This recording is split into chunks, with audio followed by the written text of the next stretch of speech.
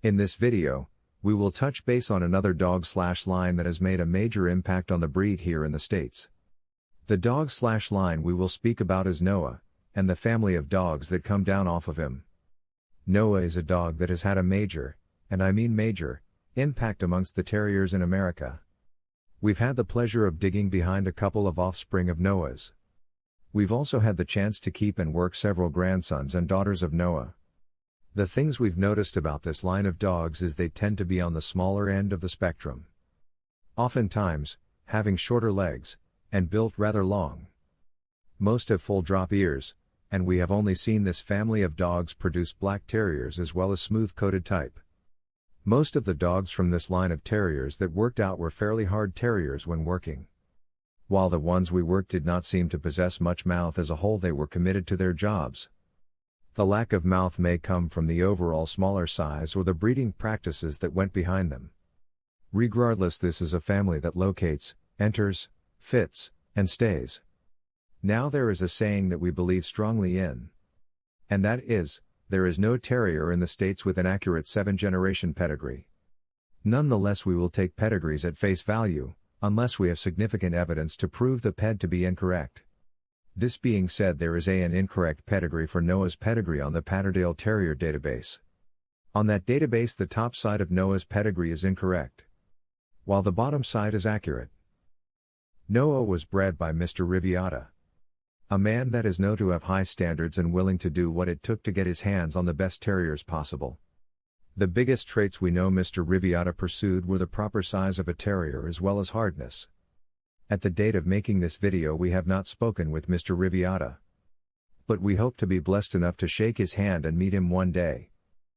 Noah was out of a bitch that came directly from Nuttall named Jessie, who in turn was off of Tarmac 2, who is a well-known terrier from Nuttall's yard, and a bitch named Nuttall's Treacle. This makes Noah's bottom side mostly focused on Nuttall Penny and Nuttall's Worry based on Patterdale Terrier database. On the top side he was off of Riviera Zed, who was off of Mason's Tarmac, who in turn is off of Nuttall Transient out of Nuttall Grizzy, while Zed is out of Nuttall's Trixie, who is a double-bred daughter of Nuttall's Murphy, being out of Nuttall's Toy. This being said, the pedigree that is minor on the top side is not the proper pedigree. So now that we have touched base on what is behind Noah, let's talk about what came after him. Noah has produced great dogs such as Henderson's Doc Mueller, who is off of Noah, and out of Sissy, who is another well-respected terrier. Sissy is a line-bred Mason's Arnie bitch, which happens to be the sire to the first terrier we ever owned.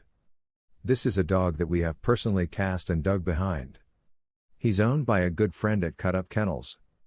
Doc is a Class A terrier. From this same breeding there was a dog named Henderson's Barry Cuda. Barry was a well-respected dog that was owned by someone we are fond of. Someone that is a professional dog trainer. Unfortunately, Barry was lost to work. He proved to be a all-around dog, serving as a demonstration dog for the trainer, a family pet, as well as a well-respected hunter in the States. If we are not mistaken, there are straws off of Barry that one day will be used. Then you have other heavy hitters like the following dog bred by our good friend Ashlock, and that is Ashlock's Easy off Noah out of Chelsea, who was line bred on Rover's Rocky and Rover's Maggie. From what we are told, Easy is a straightforward dog that hits holes hard and is rough on game. We've owned some dogs off of Easy and then they were competitive with any terrier you could find. Then you have Fulford's Cobra. From my understanding, Noah's semen was left with the Fulfords from Ashlock. And Ashlock has always maintained that Todd Fulford has always kept his word with him on these breedings. Some of this blood also made its way to Schwa's yard in Germany as well. Just going to show how far this line of dogs has gone. Another dog that comes directly off of Noah is the Olaf dog, who has been used pretty frequently as a stud in the Texas area. Big shout out to Dead Game Kennels for the following perspective on Noah, as Noah was owned, raised, and hunted by Dead Game, making them one of the authorities on the blood. Noah was bred by Tony Riviata, out of Nuttall's One-Eyed Jessie and Zed. We went to get a pup out of a litter of 6. There was one pup left. 5 other men chose not to take Noah as he was a ugly pup. Nobody wanted him, and if we didn't take him, who knows what would have happened to the dog. Looks mean very little though to us, as they all look good when covered in dirt. At 3 months we showed Noah an opossum and he showed no interest at all, I was young, around 8 or 9. I took Noah in the woods every day with his half-sister and he'd got watch her work.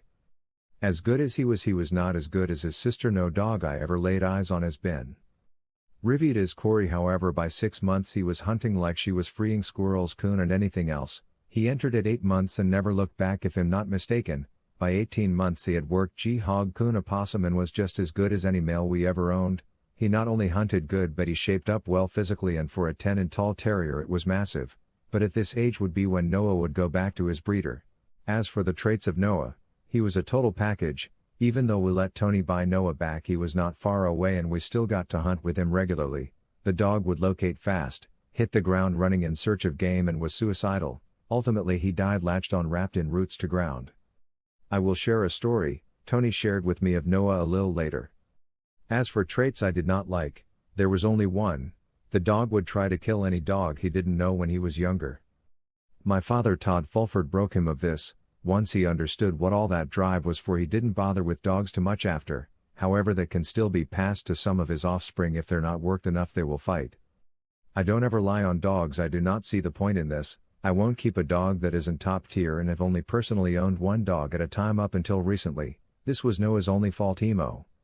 He would enter fast and be on the game fast, latched on when you broke through every time. As for the blood we have off him now, I first got to shout out our friend Daniel Ashlock, who had purchased Noah's frozen semen from us. We got off Tony Riviata and bred himself a good hard dog named Ashlock's Easy. He gifted us this terrier when we had lost all the blood we had. As for the dog, he rarely makes a noise, almost always takes the mouth or throat, and strong as an ox. Been a good worker for us, and credit goes to Daniel. We had our Noah straw we kept for ourselves. We had many offers to use it over different bitches, and of course had our own bitches we were considering, and then was asked to take it over Mason's sissy in a 50-50 collaboration breeding. Back when Noah's sister was alive we bred her to a direct son of Mason's, Arnie, named Bobbits Willie, and produced a male we kept for ourselves named Willie. This was a very good dog who many seen work. We started to Wade Davis to work in Ohio. Being that we liked that breeding so much, Dad decided to make the breeding. This produced, in my opinion, the best terriers from the frozen semen, and our main brood bitch Cobra. She entered on game at 4 months and was pulled from the set, dug her first hog at 9 months, and has been an amazing terrier. We bred Easy to Cobra and produced a male pup named Blade who looks and acts exactly like Noah did as a puppy. Is only 3 months old, but we hope he makes the grade. End of interview. We thought it was particularly interesting that Dead Game mentioned the fact that if the dogs are not worked they will fight with other dogs. We recall back in 1999 when we would go to every bookstore we could find to read up on the breed. This was a trait they said was common in the breed. They mentioned they are a working breed that will pick fights with their kennel mates if they do not get to work. However, you don't find much of this information in current day literature.